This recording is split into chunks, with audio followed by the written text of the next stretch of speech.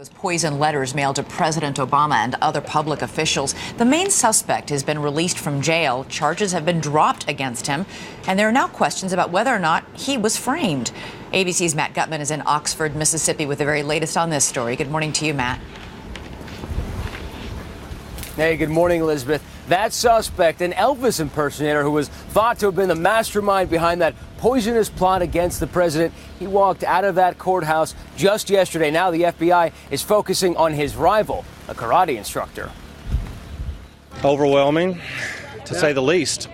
It's overwhelming. This morning, Kevin Curtis, a celebrity impersonator who was accused of mailing the deadly toxin Ricin to President Obama and other politicians and terrorizing the federal government for 2 days last week, is now a free man. When you've been charged with something, you've never heard of ricin or whatever. I thought they said rice, so I said I don't even eat rice. After nearly a week in jail, the charges of threatening the life of the president and others suddenly dropped. His lawyer hints he was framed. Very diabolical to me. I mean, very, very frightening. Now it seems authorities have switched their focus from the Elvis impersonator to a karate instructor. Overnight, police swarming the apartment of 41-year-old Everett Dutschke, a local politician who once ran for a seat in the Mississippi House of Representatives. He hasn't been charged in the Ricin case.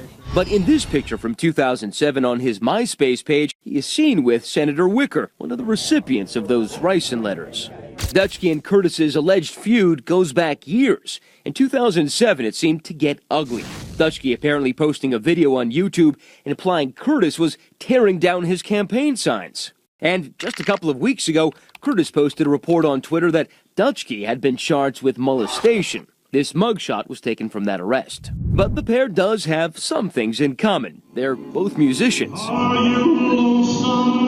Curtis, of course, partial to Elvis and Prince, both also practice martial arts.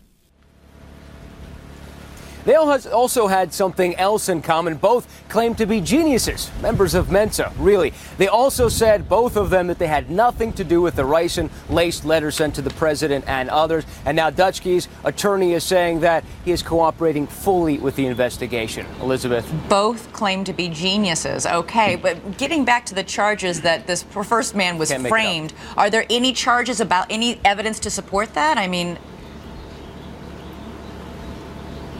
Not really. What we've learned from the investigation so far is that ricin was not weaponized, meaning that it couldn't really hurt someone unless you inhaled a lot of it. So what's clear only is that somebody's walking out there who mailed ricin-laced letters to the president and others, and the FBI doesn't know exactly who that is right now.